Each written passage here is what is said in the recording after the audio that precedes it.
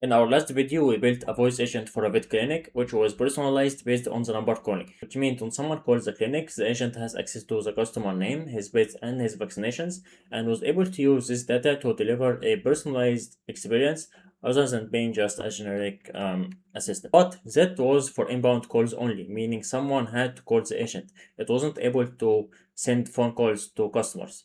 And that's what we're going to build in this video. We'll add an outbound feature so that the agent can send calls to the customers, reminding them with the upcoming vaccinations for their pets. We will also have retry mechanism, so if we try to call a customer and he doesn't pick up, we will schedule a call for him again in 1 hour, and if he still doesn't pick up, we will send him an SMS asking him to call us back so we can arrange an appointment. This will be a continuation to the project we built in the previous video, so I highly recommend you watch this one first, as I had already explained most of the stuff regarding the inbound feature. If you had, great, buckle up, because this will be a bit more interesting and advanced. We will have stuff like cron jobs to always check for the upcoming vaccinations, scheduling to schedule a call 1 day before the vaccination day, and the return mechanism. Before we dive in, here is like an overview of how everything works if you're like feeling lost. We have a list of customers, and each customer could have one or more bets, and each bet has a schedule of vaccines that it needs to take. Now, usually we need to remind these customers that their pet has an upcoming vaccination and that they need to come to the clinic. For that, we will have our agent calling these customers. If they don't pick up, we will schedule a call after 1 hour. If they still don't pick up, we will send them an SMS. Our tech stack will be the same as the last video. We'll be using Vapi, NodeJS, Prisma, but we'll add something new called Redis. Now, if you're wondering what Redis is, as I said, we need to schedule a call, and we need this call to run exactly when the time comes. We take a look at what Redis is. It is a very fast database, and it can be used for real-time applications. In our case, we use it to make a phone call as soon as its time comes. So we store a record in the Redis database with the date and time when the call should run, and the necessary data like the customer ID, the route ID, and the vaccination. This data will be used by the agent to craft a personalized welcome message and prompt to use during the call. Okay, so the first thing we need to do is we first need to scan our database for the list of vaccinations during the next 14 days, so we can book or schedule a call for each one. So in our code, this is done in this file right here, which is called scan and then queue.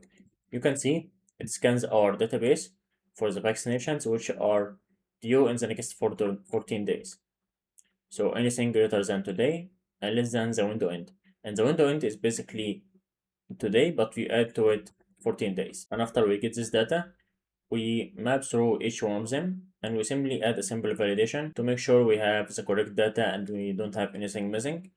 This is unlikely, but it's a best practice to always add the necessary validations. We then check the phone number and make sure that it's in the correct format so that Vapi can reach it and successfully make a phone call. This is done with a simple regex right here. After that, we need to calculate the date for when the call should run. And that date is basically the date of the vaccination, but we subtract 24 hours from it. So if we come right here in this block, we are getting the vaccination due date, and we subtract the read hours, which is basically 24 hours. An edge case which we might have is, say for example, we are scanning through the list of vaccinations, and one of them should run today. This means the reminder call should have happened yesterday, but for some reason it didn't. In this case, we will need this reminder call to happen right now. So right here, we check the scheduled date that we just calculated. If it happens to be in the past, meaning this call should have happened in the past, we set the time to now. If not, if it's in the future, we keep it as it is. Then we run a validation check to make sure there is no duplications and there is no job in the database for the same vaccination ID. And if all good, we do two things. We create a record in our Postgres database with the job, and we also need to create a record in the Redis database. Now, the reason we do that is that if we just leave the job in our Postgres database, nothing will happen. We need to also add it in Redis so that as soon as the time comes, this job will fire and the call will be sent to the customer. So if we take a look at this function right here in queue call attempt, it takes two things, the data and the date. The data is just, as you see right here, the reminder job ID, vaccination ID, customer ID, and bit ID. And also needs the date. So the date when the call should run or when the job should execute. And then we add this to a queue. We give it a name. So the name here will be call attempt 1 for the first attempt, and for the second attempt it will be call attempt 2, which we will take a look at later. Then we use this function reminder queue, which if we take a look at, is just a new queue from Redis. We then add the data and the delay. And that's everything about how we scan our database and how we enqueue the first call. to recap, we search our database for the vaccinations that have their due date in the next 14 days. We run the necessary validations to make sure we have correct data and nothing corrupted. We calculate the new date for when the call should be sent. If this date comes in the past, meaning that this call should have happened yesterday or the day before, we set the delay to 0 so that this call runs immediately. And then we add this job to the queue in our Redis database. And this is how we schedule the first call attempt. Now we need to see how we handle this call and how we schedule the second call attempt if the first one fails. Okay, so now that this job is actually in the queue, how do we actually run it? If we come to this file right here, reminder worker, if we come to the main function, the one which says export start reminder worker, you can see it has access to the queue with all the jobs, and it can see the job name. So if you remember here, when we were adding the job, we gave it a name call attempt 1. So if this job name is call attempt 1, meaning this is the first job, we call this function right here, handle call attempt. We give it the job and we give it the attempt number, in our case is 1. So if we take a look at that, it has access to the job, and this job includes the customer IDs, the vet IDs, and the vaccination ID. So we just need to use these IDs and look in our database to get the actual data, because the ID is not enough. We need the customer name, the vet name, and the vaccination name. Now, again, we just need to run a simple validation check here and make sure that the status of the job is what we expect. So if this is the first attempt, the job status should be pending. And then we need to load the job context, which is basically, as I said, we take the IDs that we have and we search our database. So we take the customer ID and we search our database using that ID. Same for the bit ID and vaccination ID. And after that, we return everything in one object. Once we have that ready, we need to, again, validate the phone number and make sure that it's in the correct format. So make sure that it starts with the country, the plus sign, and the country code. Once we have that ready, we then build the first message. And this is also customizable based on the attempt number.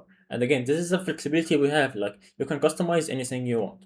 So for the first attempt here, the message will be, hi, this is the clinic's name or whatever. I'm calling about the bits vaccination, which is due on whatever. Like, you get the point. For the second attempt, hi, this is clinic's name again. Following up about your pet's vaccination or whatever, which is due, and do you have a moment to wake up? You get the point. Once we build our first message, we then need to build the system prompt, which is the instructions on how the agent should behave. So we give it access to the pet's name, vaccination name, and the due date, and we also tell it to use the book appointment call, which is where is it? Right here. So during this call, we actually need to book an appointment. So we tell it, hey, you have this tool, use it to book an appointment. And the rest is just rules and instructions on what to do and what to not do. Okay, and once we have that ready, we then place the outbound call. If we take a look at that, and to actually make a phone call, we need the API key from Vapi and the phone number ID, and I'll show you how you can get that at the end of the video. So we already have the welcome message and the system prompt, but we still need the voice, which we had configured right here in the config file in the previous video. We need the transcriber from the same file, and we need the model. And then we pass in our first message and system prompt, which we already have. And now we have everything ready to initiate a phone call. We use this body, which we just built, and we make an API request to Vapi API. We then pass in the body and the API key in the authorization header. And with that, the customer will get a personalized phone call. Now we need to check if the call was actually answered or not, so we can decide our next move. So how we do that? Well, by default, when Vapi ends a phone call, it makes a request to a webhook or an endpoint on our backend. This endpoint can be found in the Vapi file right here, /events. So whenever Vapi ends a call, it will always make a request to this endpoint right here, and we will have access to the result of this call. And this result includes the reason this call ended. So if we take a look right here, ended reason. Now, to know if this call was actually answered or not, we need to compare this ended reason to a list of reasons that we have. So if we check the was on call answered function right here, we compare the ended reason to this list of reasons. If the customer ended the call, or the assistant ended the call, or if the call was forwarded, or if the assistant sent an end call phrase. So this end call phrase, basically in Vapi, you can configure a list of phrases which when the agent says the call will end. So for example, have a great day or bye or whatever. When the agent says this word, you can end the call. So if any of these is the reason why the call ended, then this means there was a call. And in this case, we don't need to schedule a second call or anything. We call today. So answered. If it was answered, all we need to do is just update the reminder job with the status of human reached, and then we return. Basically, we don't do anything else. Now, if it was not answered, then this code block right here will execute. And what it does is that it updates the job status to call one no answer, and then it enqueues the second call attempt, which is very similar if we take a look at it. It is very similar to how we enqueue the first call attempt. So this is where we enqueue the first attempt, and this is where we do the second one. Again, we take this data, and in the reminder queue, we add the data, but this time the job name will be call attempt 2, and the delay is just 1 hour. And again, in our reminder worker file, if the job name is call attempt 2, we call the same function, we pass it the job detail, but we'll give it the attempt number, which is 2. And the same logic will happen, like literally everything. The only difference is in the welcome message right here, because if you remember, the welcome message is customizable based on the attempt number. But the rest of the stuff, the same prompt, same system prompt and tools and everything. And again, after this call ends, Vapi will call this endpoint right here, and we will see if this call was answered or not. If it was answered, okay, we're good. We'll update the job status to human reached, and then we'll do nothing. If it was not answered, then we need to schedule the SMS. So first we update the job status to call to unanswered, and then we enqueue an SMS. If we take a look at this, we add a job similar to how we enqueue the calls. We add a job to the queue, but we don't give it any delay. You can see here we give a delay for the first and second attempt, but for the SMS we don't add a delay because we need this to run immediately. And again, this is a job, so similar to the first and second attempt, it will be executed in this file right here, the worker. So down here, the job name, if it's send SMS, we will call this function handle send SMS. And again, we load the context, so we get everything we need from the database, because we need this stuff to build the SMS message. We make sure the phone number is in the correct format, and then we build the SMS body, which is basically a simple 3-line, SMS message. Hi, we tried calling you about whatever. Call us back so we to book a time. And once we have that ready, we need to send the actual SMS, and we do that in the send SMS function right here. And this is using Twilio. You can use anything you want, but yeah, this is where we configure our Twilio client. And that's everything. Now, what's left to do is that I'm going to test this, and I'm going to show you how you can get the API key for Vapi, Twilio, and how you can configure Redis so that it's up and running. So if we check our Neon database right here, we'll find that there is a vaccination, and its due date is 21st, and today is the 20th. So I should get the call today. Now, if we go to our backend, I need to run the backend. So if I open my terminal here, I need to run 2 services. One for the worker, which is basically watching the list of jobs, and the backend itself. And I should get the call as soon as the backend starts. Yep. So if I answer this. Hi, this is Brookside Animal Hospital, calling for NIDA. I'm calling about Bailey's rabies vaccination, which is due Thursday, May 21st. Is now a good time to book an appointment? Yeah. Great. How about we schedule Bailey's rabies vaccination for tomorrow at 10 a.m.? Yeah, that works. One moment. Let me get that on the calendar. Tomorrow at 10 a.m. for Bailey. Done. The confirmation number is 5. Thanks for scheduling. Okay, thank you. Right, so that's working. Okay, so now for the Vapi API key, now if you come to Vapi right here, click on the API key or find your private API key. You need the private, not the public. You just copy the ID, then you go back to our env file, and you're gonna paste it in the Vapi API key right here. And you also need the phone number ID. So that's the ID for the phone number, which will be used to call the customers. So again, if you come to Vapi, phone numbers, you'll have your phone numbers right here, and each one has an ID. You can get the ID from the browser up here, or this copy button right here. Just come back and paste it.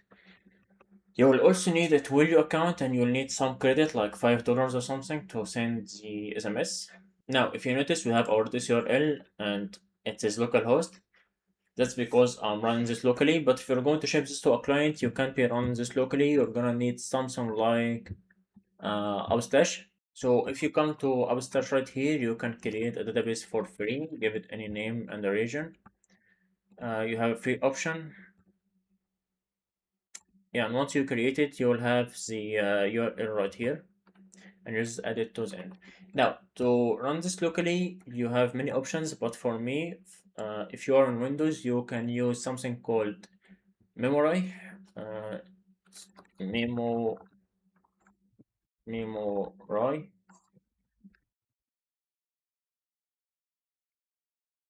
First one right here.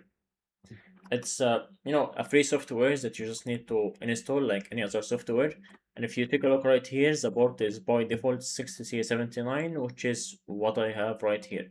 You just need to install it, and you don't need to run to do anything else. You don't need to run a script or anything. Once you install it, it's gonna be up and running. And that pretty much sums it up. Now I know this might be overwhelming or complicated, but the code will be available for free in the description. So take your time to check out the code. And if you want to use something like Claude to help you explain the code, I use that all the time. And if you have any questions, feel free to drop a comment down below. And I would like to hear what you guys want to see or what tutorial you want me to do. And see you in the next video. See you.